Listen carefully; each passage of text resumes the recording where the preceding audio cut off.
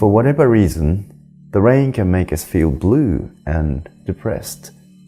However, when we truly see what's happening, the same rain that dampens our moods and our bodies simultaneously provides moisture and quenches the environment.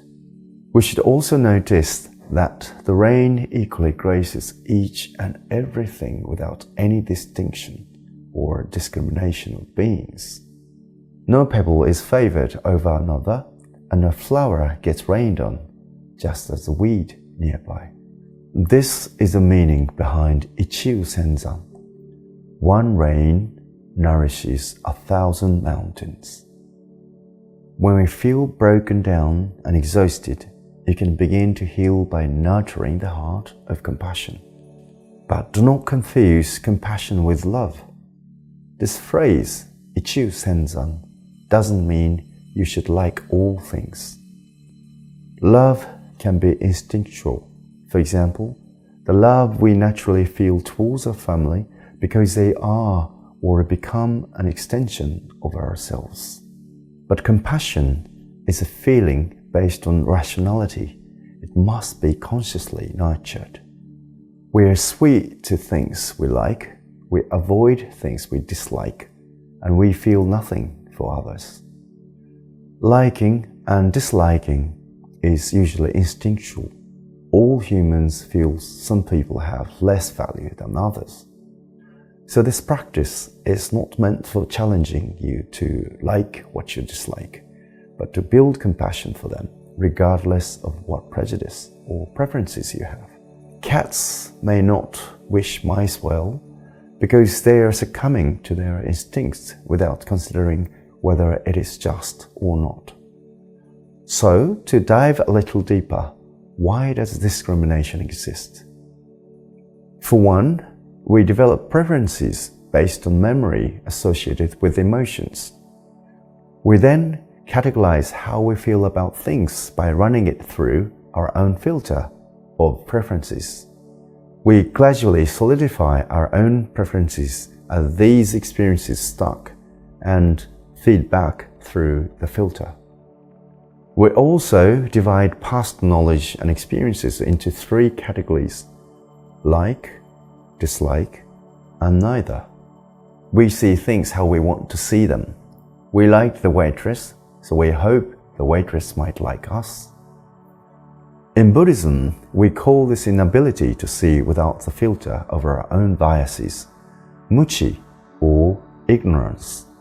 Now, going back to our preferences of people, we may not realize just how wide a variety of people exist. By understanding that there is a wide spectrum of people, just as there is a wide variety of species on Earth, it can be easier to find compassion. We are abundant in differences, and that is what makes this world so interesting. Another reason we discriminate is from learning our parents' behaviors. Aggression and dislike stems from fear and self-defense, and when we see our parents show fear, it is easier for us to feel fear as well. But when you see your parents curse a spider, imagine how the spider might feel.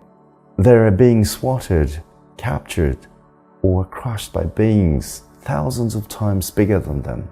The spiders can be deemed as uninvited guests, but the land our houses are built on was originally inhabited by all of these arachnids and insects and various other species for centuries. So really, we moved into their space. We may not be able to change our disgust, but we have the power of imagination. It's important to consider all facets of how the being that you feel distaste towards came to be, and only then will you find ease in growing your compassion towards all entities. It will be difficult at first to genuinely wish those we dislike happiness. So to become the person who has the ability to wish others well, we must practice by vocalizing our well wishes. It can be any pleasant word toward anyone. Our childhood bully, the insect that spread disease, the parents that discourages you from pursuing your dreams. If you can imagine their families, their pain, their suffering, you can also feel compassion. So, ichiusenzan, just as rain delivers water to 1,000 mountains, we too can nourish all beings regardless of how we may feel towards them. By caring for others without discrimination, we can heal our surroundings and concurrently provide moisture to revive ourselves.